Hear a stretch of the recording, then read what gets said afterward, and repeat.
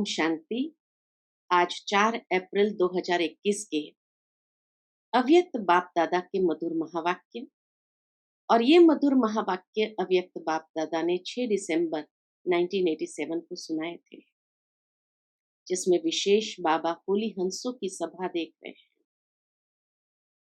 हर होली हंस अपने श्रेष्ठ स्थिति के आसन पर स्थित अनेक विशेषताओं के श्रृंगार से श्रृंगारी हुई। होली हंस सभी होते हुए भी नंबरवार क्यों हो जाते हैं? तो उसका मुख्य कारण बाबा बताते हैं कि हंस के पास ये विशेषता होती है कि नीर और क्षीर को अलग कर देते, पत्थर और मोती को अलग कर लेते हैं, अर्थात परख शक्ति और निर्णय शक्ति। समय पर सही स्थिति में जो इन दोनों शक्तियों को यथार्थ रीति से प्रयोग करते हैं, उसी के आधार पर नंबर 1 भी बन जाते हैं और लास्ट नंबर में भी चले जाते हैं। लेकिन फिर भी बाबा कहे, दुनिया के हिसाब से अगर लास्ट नंबर ब्राह्मण आत्मा को भी देखे तो भी विशेष आत्मा ही है, क्योंकि बाबा ने अनेक विशेषताओं का वरदान दिए हुए हैं। साथ ही साथ बाबा कहे, कोई भी कार्य में सफलता या सिद्धि प्राप्त करने का आधार है श्रेष्ठ वृत्ति। जैसी वृत्ति वैसी दृष्टि और वैसी कर्मों की सृष्टि होती है। हर आत्मा को जब देखते हैं तो आत्मिक भाव से तो जरूर देखते हैं, लेकिन साथ ही साथ बाबा कहे, स्नेह की वृत्ति, निस्वार्थ भावना की वृत्ति, सहयोग की वृत्ति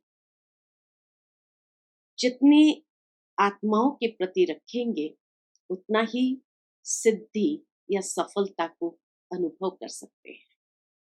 सुनते हैं बाबा के मधुर महावाक्य। ओम शांति। आज की मुरली का शीर्षक है सिद्धि का आधार श्रेष्ठ वृत्ति। आज बाप दादा अपने चारों ओर के होली हंसों की सभा को देख रहे हैं। हर एक होली हंस अपने श्रेष्ठ स्थिति के आसन पर विराजमान है। सभी आसनधारी होली हंसों की सभा सारे कल्प में अलौकिक और न्यारी है। हर एक होली हंस अपनी विशेषताओं से अति सुंदर सजा हुआ है। हर एक होली हंस अपनी विशेषताओं से अति सुंदर सजा हुआ है। विशेषताएं ही श्रेष्ठ श्रृंगार है। विशेषताएं ही श्रेष्ठ श्रृंगार है। सजे सजाए होली हंस कितने प्यारे लगते हैं। बाप दादा हर एक की विशेषताओं का श्रृंगार देख हर्षित होते हैं। श्रृंगारे हुए सभी है, क्योंकि बाप दादा ने ब्राह्मण जन्म देते ही बचपन से ही विशेष आत्मा भव का वरदान दिया। नंबरवार होते भी लास्ट नंबर भी विशेष आत्मा है।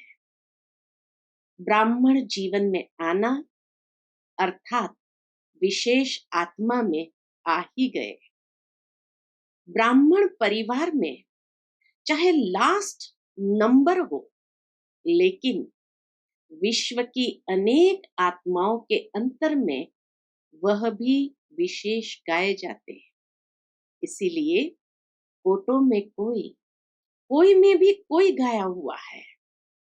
तो ब्राह्मणों की सभा अर्थात विशेष आत्माओं की सभा। कितना सुंदर रीति से बाबा ने विशेष आत्माओं की सभा क्यों कहा, उसका सारा विवरण किया। आज बाप दादा देख रहे थे कि विशेषताओं का श्रृंगार बाप ने तो सभी को समान एक जैसे ही कराया है, लेकिन कोई उस श्रृंगार को धारण कर समय प्रमाण कार्य में लगाते हैं और कोई या तो धारण नहीं कर सकते या कोई समय प्रमाण कार्य में नहीं लगा सकते। जैसे आजकल की रॉयल फैमिली वाले समय प्रमाण श्रृंगार करते हैं तो कितना अच्छा लगता है। जैसा समय वैसा श्रृंगार, इसको कहा जाता है नॉलेजफुल। आजकल श्रृंगार के अलग अलग सेट रखते हैं ना। बाबा को इस दुनिया का सब कुछ पता है, तो इसीलिए बाबा कहे आजकल श्रृंगार के अलग अलग सेट रखते हैं ना।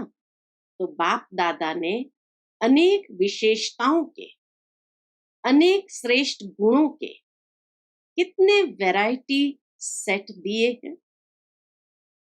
चाहे कितना भी अमूल्य श्रृंगार हो, लेकिन समय प्रमाण अगर नहीं हो तो क्या लगेगा। खुशी के मौके पर अगर और कोई श्रृंगार कर ले तो क्या लगेगा। ऐसे विशेषताओं के, गुणों के, शक्तियों के, ज्ञान रत्नों के अनेक श्रृंगार बाप ने सभी को दिए, लेकिन समय पर कार्य में लगाने में नंबर बन जाते हैं। नंबरवार क्यों हो जाते हैं? क्योंकि समय पर कार्य में लगाने में नंबर बन जाते हैं। भल यह सब श्रृंगार है भी, लेकिन हर एक विशेषता व गुण का महत्व समय पर होता है। होते हुए भी समय पर कार्य में नहीं लगाते तो अमूल्य होते हुए भी उसका मूल्य नहीं मिलता। कितना अमूल्य सेट मिला हो, लेकिन वो कोई काम का नहीं, वैल्यूलेस हो जाता है अगर समय पर उसको कार्य में नहीं लगाया। जिस समय जो विशेषता धारण करने का कार्य है, उसी विशेषता का ही मूल्य है। जैसे हंस कंकड़ और रत्न दोनों को परख अलग अलग कर धारण करता है। कंकड़ को छोड़ देता है, बाकी रत्न मोती धारण करता है। ऐसे होली हंस अर्थात समय प्रमाण, विशेषता व गुण को परख कर वही समय पर यूज करे। इसको कहते हैं परखने की शक्ति, निर्णय करने की शक्ति वाला होली हंस। तो परखना और निर्णय करना, यही दोनों शक्तियां नंबर आगे ले जाती है। जब ये दोनों शक्तियां धारण हो जाती, तब समय प्रमाण उसी विशेषता से कार्य ले सकते हैं। वो विशेषता कार्य करने लगती है। तो हर एक होली हंस अपनी इन दोनों शक्तियों को चेक करे, परख शक्ति और निर्णय शक्ति। दोनों शक्तियां समय पर धोखा तो नहीं देती। समय बीत जाने के बाद अगर परख भी लिया, निर्णय कर भी लिया, लेकिन समय तो वह बीत गया ना। जो नंबर 1 होली हंस है, उन्हों की यही दोनों शक्तियां सदा समय प्रमाण कार्य करती है। नंबर 1 बनने का यही आधार है, समय पर परख शक्ति और निर्णय शक्ति को कार्य में लगाना। अगर समय के बाद ये शक्तियां कार्य करती तो सेकंड नंबर में आ जाते हैं। थर्ड नंबर की तो बात ही छोड़ो। और समय पर वही हंस कार्य कर सकता जिसकी सदा बुद्धि होली अर्थात पवित्र है। तो परख शक्ति और निर्णय शक्ति समय पर कार्य तभी कर सकती है जिसकी बुद्धि होली अर्थात पवित्र है। होली का अर्थ सुनाया था ना, एक होली अर्थात पवित्र, और हिंदी में होली अर्थात बीती सो बीती। तो जिनकी बुद्धि होली अर्थात स्वच्छ है और सदा ही जो सेकंड जो परिस्थिति बीत गई वह होली यह अभ्यास है, ऐसी बुद्धि वाले सदा होली अर्थात रूहानी रंग में रंगे हुए रहते हैं, सदा ही बाप के संग के रंग में रंगे हुए हैं। तो एक ही होली शब्द 3 रूप से यूज होता है, जिसमें यह तीनों ही अर्थ की विशेषताएं हैं। अर्थात जिन हंसों को यह विधि आती है वह हर समय सिद्धि को प्राप्त होते हैं। तो आज बाप दादा होली हंसों की सभा में सभी होली हंसों की यह विशेषता देख रहे हैं। चाहे स्थूल कार्य अथवा रूहानी कार्य हो, लेकिन दोनों में सफलता का आधार परखने और निर्णय करने की शक्ति है। किसी के भी संपर्क में आते हो, जब तक उसके भाव और भावना को परख नहीं सकते और परखने के बाद यथार्थ निर्णय नहीं कर पाते, तो दोनों कार्य में सफलता नहीं प्राप्त होती। चाहे व्यक्ति हो वह परिस्थिति, चाहे व्यक्ति हो वह परिस्थिति हो, क्योंकि व्यक्तियों के संबंध में भी आना पड़ता है और परिस्थितियों को भी पार करना पड़ता है। जीवन में यह दोनों ही बातें आती है। तो नंबर 1 होली हंस अर्थात दोनों विशेषताओं में संपन्न, यह हुआ आज की इस सभा का समाचार। यह सभा अर्थात सिर्फ सामने बैठे हुए नहीं, बाबा सिर्फ सामने बैठे हुए को नहीं देखते हैं। बाप दादा के सामने तो आपके साथ साथ चारों ओर के बच्चे भी इमर्ज होते हैं। बेहद के परिवार के बीच बाप दादा मिलन मनाते व रूहान करते हैं। सभी ब्राह्मण आत्माएं अपने याद की शक्ति से स्वयं भी मधुबन में हाजिर होते हैं। सभी ब्राह्मण आत्माएं अपने याद की शक्ति से स्वयं भी मधुबन में हाजिर होती है। और बाप दादा यह भी विशेष बात देख रहे हैं कि हर एक बच्चे के विधि की लाइन और सिद्धि की लाइन, यह दोनों रेखाएं कितना स्पष्ट है। आदि से अब तक विधि कैसी रही है और विधि के फलस्वरूप सिद्धि कितनी प्राप्त की है। दोनों रेखाएं कितनी स्पष्ट है और कितनी लंबी, अर्थात विधि और सिद्धि का खाता कितना यथार्थ रूप से जमा है। विधि का आधार है श्रेष्ठ वृत्ति, तो सिद्धि प्राप्त करने की विधि है श्रेष्ठ वृत्ति। अगर श्रेष्ठ वृत्ति है तो यथार्थ विधि भी है, और यथार्थ विधि है तो सिद्धि श्रेष्ठ है ही है। तो विधि और सिद्धि का बीज वृत्ति है। श्रेष्ठ वृत्ति सदा भाई भाई की आत्मिक वृत्ति हो, यह तो मुख्य बात है ही, लेकिन साथ साथ संपर्क में आते हर आत्मा के प्रति कल्याण की, स्नेह की, सहयोग की, निस्वार्थपन की निर्विकल्प वृत्ति हो, निर्व्यर्थ संकल्प वृत्ति हो।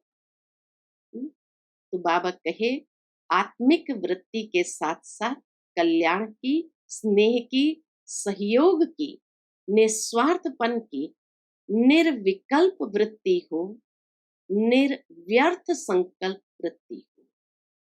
कई बार किसी भी आत्मा के प्रति व्यर्थ संकल्प व विकल्प की वृत्ति होती है, तो जैसी वृत्ति, दृष्टि वैसी ही उस आत्मा के कर्तव्य कर्म की सृष्टि दिखाई देगी। कभी कभी बच्चों का सुनते भी है और देखते भी है। कभी कभी बाप दादा बच्चों का सुनते भी है और देखते भी है। क्या देखते हैं? वृत्ति के कारण वर्णन भी करते हैं। चाहे वह कितना भी अच्छा कार्य करे, लेकिन वृत्ति व्यर्थ होने के कारण सदा ही उस आत्मा के प्रति वाणी भी ऐसी ही निकलती कि यह तो है ही ऐसा, होता ही ऐसा है। तो यह वृत्ति उनके कर्म रूपी सृष्टि वैसा ही अनुभव कराती है। जैसे आप लोग इस दुनिया में आंखों की नजर के चश्मे का दृष्टांत देते हैं। जैसे जैसे बाबा कहे इस दुनिया के अंदर आंखों की नजर के चश्मे का दृष्टांत देते हैं। जिस रंग का चश्मा पहनेंगे वही दिखाई देगा। ऐसे यह जैसी वृत्ति होती है तो वृत्ति दृष्टि को बदलती है, दृष्टि सृष्टि को बदलती है। अगर वृत्ति का बीज सदा ही श्रेष्ठ है तो विधि और सिद्धि सफलतापूर्वक है ही। तो पहले वृत्ति के फाउंडेशन को चेक करो, उसको श्रेष्ठ वृत्ति कहा जाता है। अगर किसी संबंध संपर्क में श्रेष्ठ वृत्ति के बजाय मिक्स है तो भल कितनी भी विधि अपनाओ लेकिन सिद्धि नहीं होगी, क्योंकि बीज है वृत्ति और वृक्ष है विधि और फल है सिद्धि। बीज है वृत्ति, वृक्ष है विधि और फल है सिद्धि। अगर बीज कमजोर है तो वृक्ष चाहे कितना भी विस्तार वाला हो लेकिन सिद्धि रूपी फल नहीं होगा। इस वृत्ति और विधि के ऊपर बाप दादा बच्चों के प्रति एक विशेष रुझान कर रहे थे। दोनों बाप और दादा आपस में विशेष रुझान कर रहे थे, स्व उन्नति के प्रति व सेवा की सफलता के प्रति। एक रमणीक स्लोगन रुझान में बता रहे थे। आप सभी यह स्लोगन एक दो में कहते भी हो, हर कार्य में पहले आप। ये स्लोगन याद है ना? एक है पहले आप, दूसरा है पहले मैं। दोनों स्लोगन पहले आप और पहले मैं दोनों आवश्यक है, लेकिन बाप दादा रुझान करते मुस्कुरा रहे थे। जहां पहले मैं होना चाहिए वहां पहले आप कर देते हैं, और जहां पहले आप करना चाहिए वहां पहले मैं कर देते हैं, बदली कर देते हैं। जब कोई स्व परिवर्तन की बात आती है, उदाहरण देते बाबा कि जब कोई स्व परिवर्तन की बात आती है तो कहते हो पहले आप।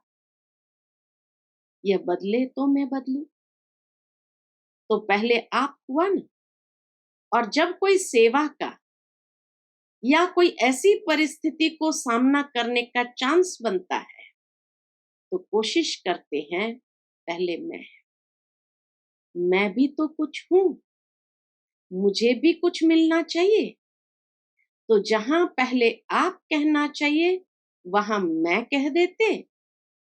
सदा स्वमान में स्थित हो दूसरे को सम्मान देना अर्थात पहले आप करना। सिर्फ मुख से कहो पहले आप और कर्म में अंतर हो यह नहीं। स्वमान में स्थित हो स्वमान देना है। स्वमान देना व स्वमान में स्थित होना, उसकी निशानी क्या होगी? उसमें दो बातें सदा चेक। एक होती अभिमान की वृत्ति, दूसरी है अपमान की वृत्ति। जो स्वमान में स्थित होता है और दूसरे को स्वमान देने वाला दाता होता है, उसमें यह दोनों वृत्ति नहीं होगी।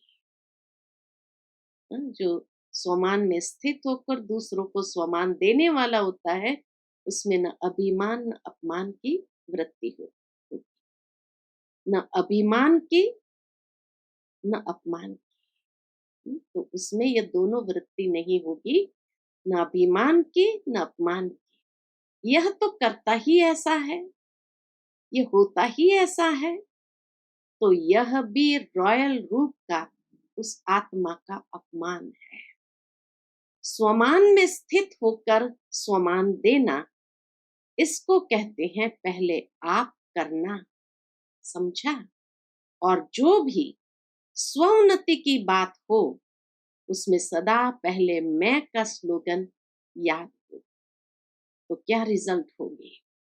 पहले मैं अर्थात जो ओटे सो अर्जुन, अर्जुन अर्थात विशेष आत्मा, न्यारी आत्मा, अलौकिक आत्मा, अलौकिक विशेष आत्मा। जैसे ब्रह्मा बाबा सदा पहले मैं के स्लोगन से जो ओटे सो अर्जुन बनाना, अर्थात नंबर 1 आत्मा, नंबर 1 का सुनाया, नंबर 1 डिवीजन। वैसे नंबर 1 तो एक ही होगा ना, तो स्लोगन है दोनों जरूरी, पहले आप और पहले मैं। लेकिन सुना है ना, नंबर किस आधार पर बनते हैं? जो समय प्रमाण कोई भी विशेषता को कार्य में नहीं लगाते, तो नंबर आगे पीछे हो जाता है। समय पर जो कार्य में लगाता है, वह विन करता है, अर्थात 1 हो जाता है। तो ये चेक करो, क्योंकि इस वर्ष स्व की चेकिंग की बातें सुना रहे हैं, भिन्न भिन्न बातें सुनाई है ना, तो आज इन बातों को चेक करना। आप के बजाय मैं के बजाय आप तो नहीं कर देते हो। इसको कहते हैं यथार्थ विधि।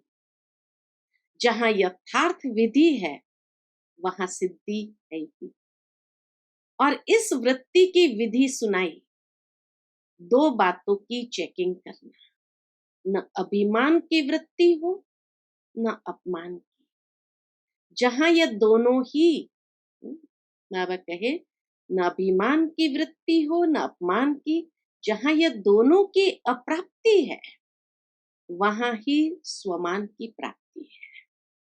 आप कहो न कहो, सोचो न सोचो, लेकिन व्यक्ति प्रकृति दोनों ही सदा स्वतः ही स्वमान देते रहेंगे। बाबा कहे, जहां ये दोनों भावना नहीं है, अभिमान और अपमान की, वहां कहो न कहो, सोचो न सोचो, लेकिन व्यक्ति और प्रकृति दोनों ही सदा स्वतः ही स्वमान देते रहेंगे। संकल्प मात्र भी स्वमान के प्राप्ति की इच्छा से स्वमान नहीं मिलेगा। जहां इच्छा है वहां नहीं मिलेगा। निर्माण बनना अर्थात पहले आप करना। निर्माण स्थिति स्वतः ही स्वमान दिलाएगी। इसीलिए बाबा कहे, निर्माण बनना अर्थात पहले आप कहना, निर्माण स्थिति स्वतः ही स्वमान दिलाएगी। स्वमान की परिस्थितियों में पहले आप कहना, अर्थात बाप समान बनना। जैसे ब्रह्मा बाप ने सदा ही स्वमान देने में पहले जगदम्बा, पहले सरस्वती माँ, पीछे ब्रह्मा बाप रखा। ब्रह्मा माता होते हुए भी स्वमान देने के अर्थ जगत अम्बा माँ को आगे रखा। हर कार्य में बच्चों को आगे रखा, अर्थात पुरुषार्थ की स्थिति में सदा स्वयं को पहले मैं इंजन के रूप में देखा। इंजन आगे होता है ना, सदा यह साकार जीवन में देखा कि जो मैं करूंगा मुझे देख सभी करेंगे। तो विधि में, स्व उन्नति में, वाह तीव्र पुरुषार्थ की लाइन में सदा पहले मैं रखा। ब्रह्मा बाबा ने विधि में, स्वउन्नति में, तीव्र पुरुषार्थ की लाइन में सदा पहले मैं रखा। तो आज विधि और सिद्धि की रेखाएं चेक कर रहे थे, समझा? तो बदली नहीं कर देना। यह बदली करना माना भाग्य को बदली करना। बहुत गहरी बात बाबा ने सुनाई। पहले आप, पहले मैं, इसको बदली कर देना माना भाग्य को बदली करना। सदा होली हंस बन निर्णय शक्ति, परखने की शक्ति को समय पर कार्य में लगाने वाले विशाल बुद्धि बनो और सदा वृत्ति रूपी बीज को श्रेष्ठ बनाए। विधि और सिद्धि सदा श्रेष्ठ अनुभव करते चलो। पहले भी सुनाया था कि बाप दादा का बच्चों से स्नेह है। स्नेह की निशानी क्या होती है? स्नेह वाला स्नेही की कमी को देख नहीं सकता, सदा स्वयं को और स्नेही आत्मा को संपन्न समान देखना चाहता है, समझा? तो बार बार अटेंशन खिंचवाते, चेकिंग कराते, यही संपन्न बनाने का सच्चा स्नेह है। अच्छा, अभी सब तरफ से पुराने बच्चे मेजॉरिटी में है। पुराना किसको कहते हैं? अर्थ जानते हो ना? बाप दादा पुरानों को कहते हैं सब बातों में पक्के। पुराने अर्थात पक्के। अनुभव भी पक्का बनाते हैं, अनुभव भी पक्का बनाता है। ऐसा कच्चा नहीं जो जरा सी माया बिल्ली आवे और घबरा जावे। सभी पुराने पक्के आए हो ना। मिलने का चांस लेने के लिए सभी पहले मैं किया तो हर्जा नहीं। बाबा कहे मिलने के चांस लेने के लिए सभी पहले मैं किया तो कोई हर्जा नहीं, लेकिन हर कार्य में कायदा और फायदा तो है ही। कितना प्यार से, मधुरता से बाबा कायदा और फायदा दोनों को स्पष्ट करते हैं। ऐसे भी नहीं पहले मैं तो इसका मतलब 1000 आ जाए। हर कोई पहले मैं बाबा से मिलना चाहता हूँ तो 1000 आ जाए। साकार सृष्टि में कायदा भी है, फायदा भी है। अव्यक्त वतन में कायदे की बात नहीं, कायदा बनाना नहीं पड़ता। अव्यक्त मिलन के लिए मेहनत लगती है, साकार मिलन सहज लगता है, इसलिए भाग आते हो। अव्यक्त मिलन से साकार मिलन सहज होता है तो भाग आते, लेकिन समय प्रमाण जितना कायदा उतना फायदा होता है। बाप दादा थोड़ा भी इशारा देते हैं तो समझते हैं अब पता नहीं क्या होने वाला है। थोड़ा भी बाबा ने कुछ कहा तो सोचते हैं पता नहीं क्या होने वाला। अगर कुछ होना भी होगा तो बताकर नहीं होगा। साकार बाप अव्यक्त हुए तो बताकर गए क्या? जो अचानक होता है वह अलौकिक प्यारा होता है। इसलिए बाप दादा कहते हैं सदा एवर रेडी रहो, जो होगा वह अच्छे से अच्छा होगा, समझा? अच्छा, सर्व होली हंसों को, सर्व विशाल बुद्धि, श्रेष्ठ स्वच्छ बुद्धि धारण करने वाले बुद्धिमान बच्चों को, सर्व शक्तियों को, सर्व विशेषताओं को समय प्रमाण कार्य में लाने वाले ज्ञानी तु आत्माएं, योगी तु आत्माएं बच्चों को सदा बाप समान संपन्न बनने के उमंग उत्साह में रहने वाले संपन्न बच्चों को बाप दादा का याद प्यार और नमस्ते। हम सब रूहानी बच्चों की रूहानी माता पिता बाप दादा को याद प्यार, गुड मॉर्निंग और नमस्ते। नमस्ते, शुक्रिया बाबा, शुक्रिया।